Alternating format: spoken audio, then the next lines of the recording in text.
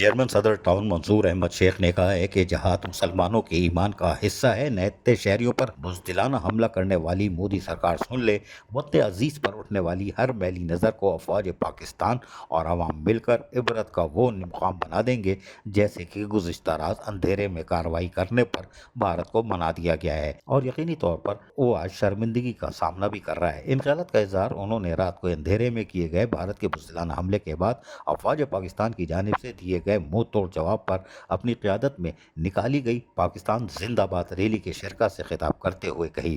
Rally میں town vice chairman عبد الرحمان موتی والا، municipal commissioner نور حسن چوکیو، town council کے اراکین افسران، مختلف لیبر یونینز کے نمائندوں اور ملازمین سمیت عوام کی ایک بہت بڑی تعداد نے شرکت کی۔ ریلی کے شرکا پاکستانی جھنڈوں اور پاک افواج سے اظہار یکجہتی کے بینرز کے ساتھ ساتھ افواج پاکستان کے حق میں پرجوش اور فلک شگاف نعرے لگاتے ہوئے صدر ٹاؤن کے مرکزی دفتر سے پاکستان چوک پر پہنچے۔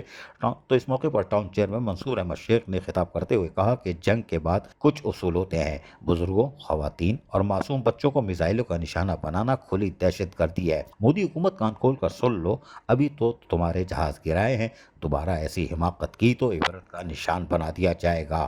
عزیز عارف، KBS بلدیاتی نیوز، کراچی۔ ایسی ہی خوبصورت ویڈیوز فیوچر میں حاصل کرنے کے لیے ریڈ بٹن پر کلک کر کے اور بیل آئیکن کو پریس کر کے ہم سب کے سبسکرائبر بننا مت بھولیے۔